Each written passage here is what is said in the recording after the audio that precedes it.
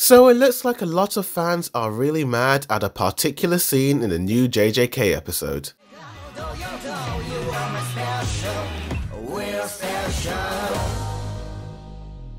Yo, what's good, it's your boy Reviews, and heavy spoilers for Jujutsu Kaisen Season 2, Episode 22, You Have Been Warned. Before we talk about the major controversy of the episode, let's talk about the good. I really enjoyed the battle between Chozo and Fake Geto, aka Keimo Noritoshi, who appears to be the creature inside Geto. The entire fight scene is absolutely beautiful, and I love it because it's just music, sound effects, and beautiful animation. There is no dialogue whatsoever, there's no inner monologue, there's no narrator explaining what is going on and what certain characters' powers are. No, it's just absolutely clean, clear animation, and it's beautiful, mate. I really enjoyed the fight. I also liked how, despite the intense battle of last week's episode between Itadori and Mahito, I liked how Itadori wasn't the one to kill Mahito in the end, but was in fact the fake Geto, also known as Kenjaku, also known as Noritoshi Kamo. Man, this dude has so many names. Yuji in the previous episode had this dark aura. He had this murderous intent to just destroy Mahito no matter what. Yuji in that previous episode was just absolutely done with this guy, and he didn't want to give him any sympathy whatsoever, no matter how much he was crying and whimpering like a kid. But I do like how Yuji didn't give him the final blow, because I feel like if he did, he would have lost a piece of his humanity, dude.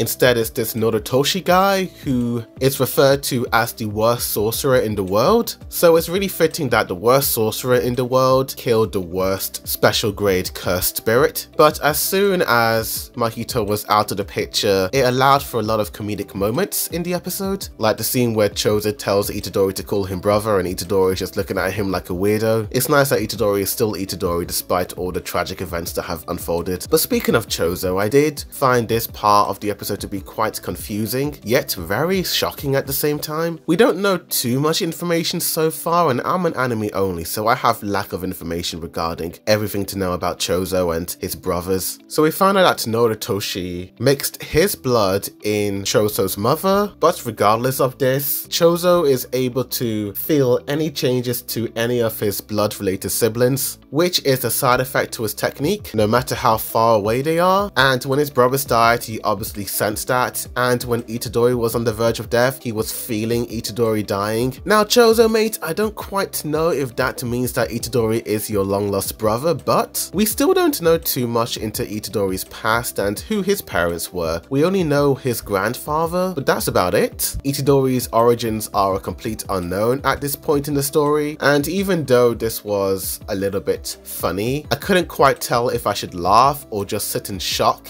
at this quote-unquote huge reveal. So in some way Itadori has some blood ties to Chozo, but we'll just have to wait and see what that truly means in the end. But overall, yeah, the art and animation looked beautiful in this episode. Loved the character facial expressions. But let's talk about the main controversy of this episode, which happened at the beginning. Now, a couple of episodes back, before Nanami sadly died, he talked about wanting to visit Malaysia, as that was the one place he so wished to go and visit, and a dude fought and died like a hero. We rooted for him, we cried for him, and we also wished that he had gone to Malaysia. But sadly, instead of Nanami, it is indeed Mei Mei and her younger brother Yuri, and the entire scene right from the get-go is very sus. I mean, Mei Mei isn't really wearing any clothes, Yuri is in the same bed as she is, and with very questionable dialogue like, "You must be worn out, Yuri Yuri." It has left a lot of fans raising their eyebrows and absolutely hating on the character Mei Mei, and the way she's just manipulating and brainwashing this poor little boy into doing her bidding. But let's see what fans have to say about Mappa and the author of JJK. Mei Mei laying naked in bed with her brother happening at the same time Nanami was dreaming about Malaysia is the top 5 worst things Gege has done. Mappa destroying any hype JJK has by animating this. Man, this is even worse than the manga. Get this away from me, OMGF. What the F, Mappa? You should have cut this scene out,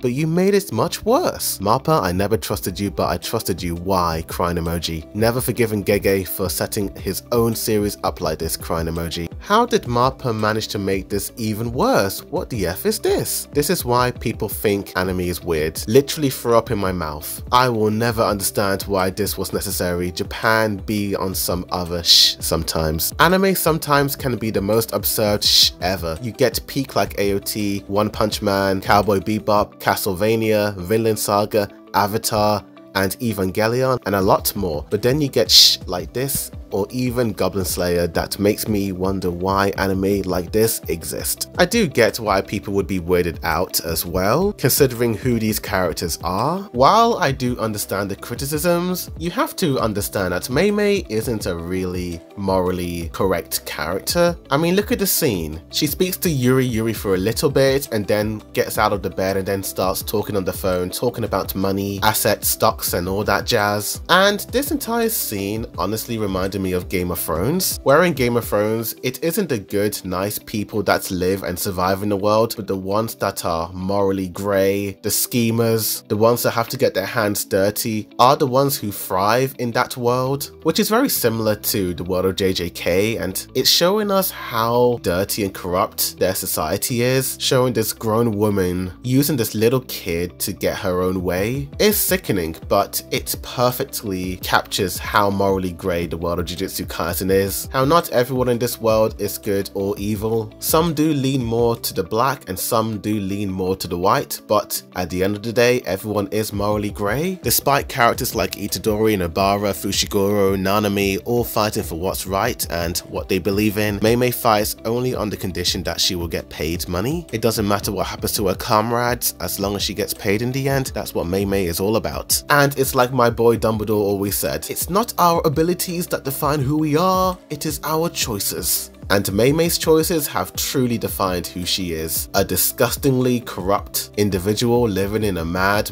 world. I do believe this tweet perfectly captures everything in this scene in such short words, so let's read it. Mei Mei is exploitive towards Yuri, rewards him with whatever this is, but her true love is money, and it's clearly conveyed in this scene as it cuts from her caressing Yuri to immediately walking away to pick up her call, discussing her one true love, money. But overall, this episode was pretty interesting, to say the least. It wasn't as dark and gritty like the previous episodes. I do like the comedic moments, how we can't have too many doom and gloom moments in this show, otherwise we'll all be depressed in the end. I do like the balance. So I'll give this episode overall an 8.5 out of 10, and I think I'll give it an A. But tell me in the comments down below, what do you guys think of this? Do you like the episode? Do you hate it? What do you think of the Mei Mei scene? Tell me. Like this video, subscribe for more JJK videos, as well as other anime videos and all that jazz. But thank you for watching, and as always, a boy dude review signing out.